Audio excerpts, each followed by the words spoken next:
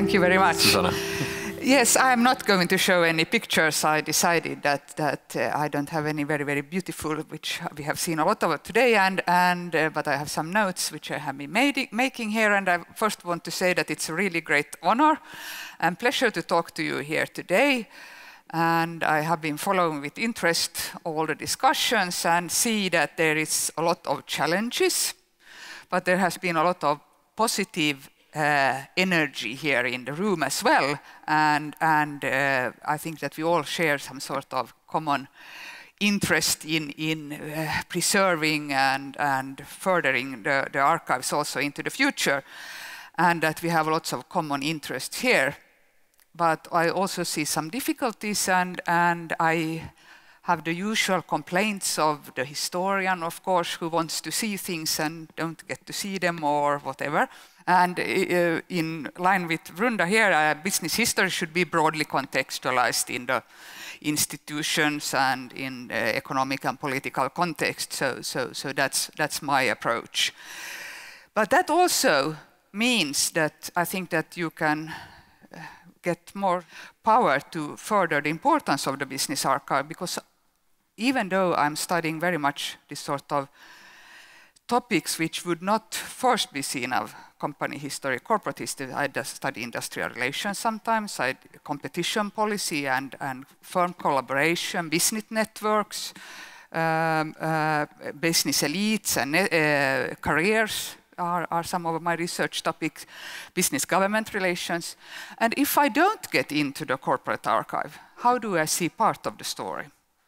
So also for this sort of more, shall we say it, institutionally oriented economic and business history, I really need to get into the archives. So in that way, the corporate archives are very important for me as well.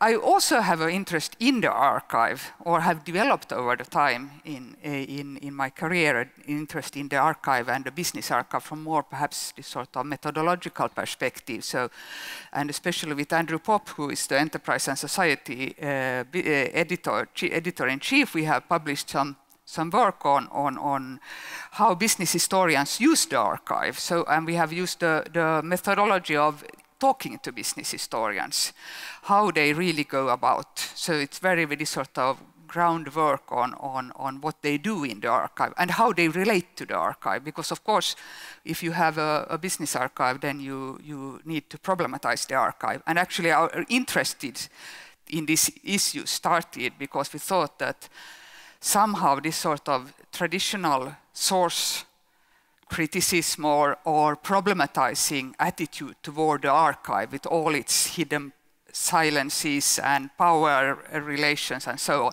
which really should be one of the key issues when you approach a business archive, was sometimes not very visible in our colleagues, some of our colleagues' works. There is lots of very, very good business historians who really take these issues serious, but there are unfortunately also business historians who don't take this very serious. And there is a lot of nowadays people from other scholarly fields who wants to do history, and especially perhaps from the business studies and so on, and they think that just by taking some sources they can then do business history. And some of them can, and some do less good work. But anyway, so we really wanted to know how people go about. And one thing was also that the business archives are usually very big. So one was also how do they cope in this enormous amount of material which is available. And this has learned us a lot about the relation between the business historian and the archive. So in that way, I want to go on a little bit to what I have to say here for you today, and that is, of course, that not only do I want to access, so that's one of the obviously an important thing, and sometimes it's I'm not accessing, or some of my colleagues is not accessing, but of course we also need to discuss the questions of what is preserved and what is not. And here was I think Torkild lifted up this, that this is so difficult when you have this. And I think that here, again, the interest of the historians and the professional historians, or not the interest, but the professionalism of the professional historian can be of some help to discuss. Again, the networks between the archivist and the historians can perhaps be of help here. Then we also think that what we will, from the business historian perspective, and writing perhaps more this sort of macroeconomic type of research, also see that they are really important for the writing of the common history, national, international, for social groups and so on. But it's also for the national heritage or the international heritage, for the common heritage.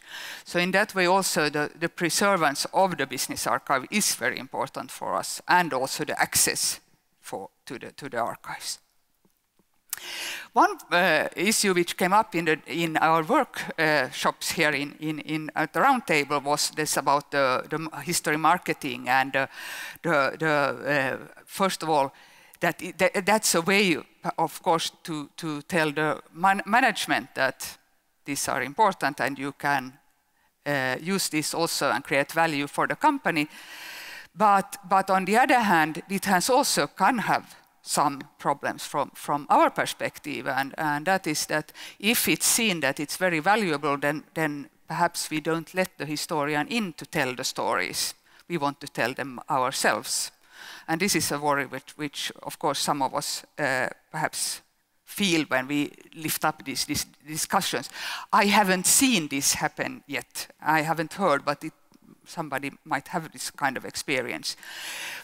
I think that rather it has been that this sort of that also when the company or the company archives see that these are useful, it might also be a positive feedback on our possibilities to get access to the archive.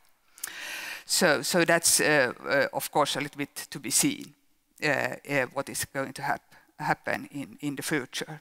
The other thing is, I think that also when we discuss that what we want to ask, and that is of course whose history are we telling, and of course very much is that we know that it's the history of the owners and the management perhaps, but especially if we think about this sort of creating material, I think that what we would like to see also is that there are creating of materials, oral history types of projects, interviews which are deposited, that also from other groups within the company, which are important for the development of the company, but also for when researching, for example, industrial relations or something else.